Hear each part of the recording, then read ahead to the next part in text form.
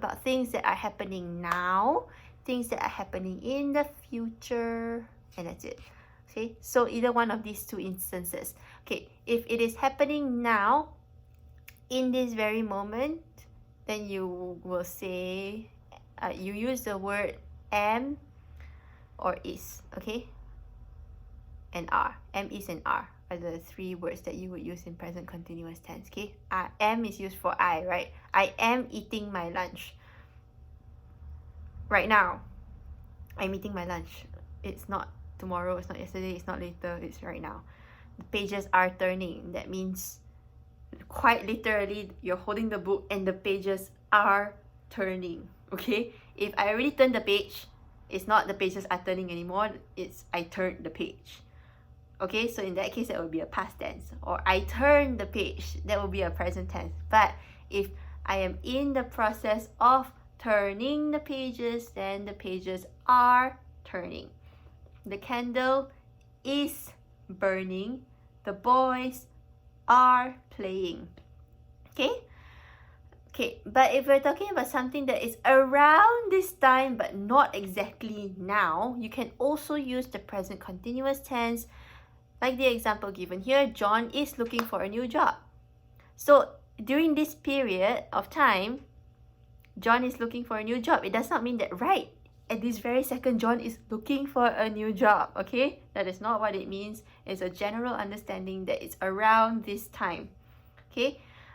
Meryl is learning to drive, okay? Not at this very second, but during this period of time, until she gets her driver's license, she is learning to drive. I am living with my sister until I find an apartment. So this is not permanent. Yes, right now I might be living with her, but I may not necessarily be at her house right now. I could be at a shopping mall and saying I am living with my sister. It doesn't mean that I am in the house with my sister at that moment. Okay? Now, it can also be used for actions in the future when we apply the context to the situation. Okay, so if I say I'm eating my lunch, well, that doesn't work because if I'm eating my lunch, then I'm eating my lunch now. Okay, let's look at the example that is given here, okay? I am taking my exam next month. So when you say the next month, that tells you that it's not happening now. If I say I am taking my exam, it could mean that this very moment I am taking my exam, right? But we can talk about the future if we add a future word. Okay, the other examples given here, tomorrow, next year, in June, at Christmas, whatever. So my family is taking a vacation this Christmas. Does not mean that we are taking a vacation now. Okay, it means that this Christmas, which is 9 months from now, we will be taking a vacation. Okay, we are eating at Joe's Cafe tonight. So it's not now, but tonight. And they can play tennis with you tomorrow. They are not working then. So even though the future word is not in the sentence itself, you have given the context in the previous sentence. They can play tennis with you tomorrow. They are not working. So then you know that it is related. At that time, they will not be working. And so they will be able to play with you. Okay? Let's move on to present perfect. Okay, I have done. Present perfect is when you use the perfect tense together with the word have. Okay, so you use have and the perfect tense when you are talking about experience, change, or continuing situations. Experience is when you are just talking about something that has happened in the past. Okay, I believe I just used it. Has happened in the past. That means it already happened. I have seen an alien. That means in my entire life, I've seen an alien before. There was a time in my life when I saw an alien. Okay? He has lived in Bangkok.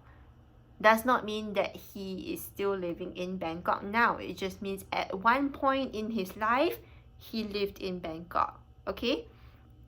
Have you been to China? So usually when you want to know if somebody has done something before or not, or has been somewhere before or not, you would use the present perfect tense. Have you completed your homework? That's a present perfect tense. Okay, have you completed your homework? We have never eaten caviar. Have you all heard of the game Never Have I Ever? That is all in perfect tense, okay? I have never done this before in my life. I have never driven. Perfect tense, okay? Have and perfect. Now, we can also use this to talk about change or new information. So the examples given here, I have bought a car. Usually when you buy a car, you don't go around saying I have bought a car 12 years later. Okay, it just means that you bought a car 12 years ago. But if say yesterday I didn't have a car and then today you see me with a car, hey, you have a car. How did that happen? Oh, I have bought a car. Okay, so that's how you would use it. It just happened. It was not that way before, but now it is this way, and so you use the present perfect tense to show that it is a recent occurrence. John has broken his leg. John's leg was not broken, now it's broken. So he has broken his leg. Usually we will use these words when you're talking about a diagnosis, like a medical diagnosis. Oh, somebody has been tested positive for COVID-19, right? That's how we're using it right now when you're talking about how many cases have been identified in a certain country. Okay, that is present tense because yesterday the numbers were different from how it is today.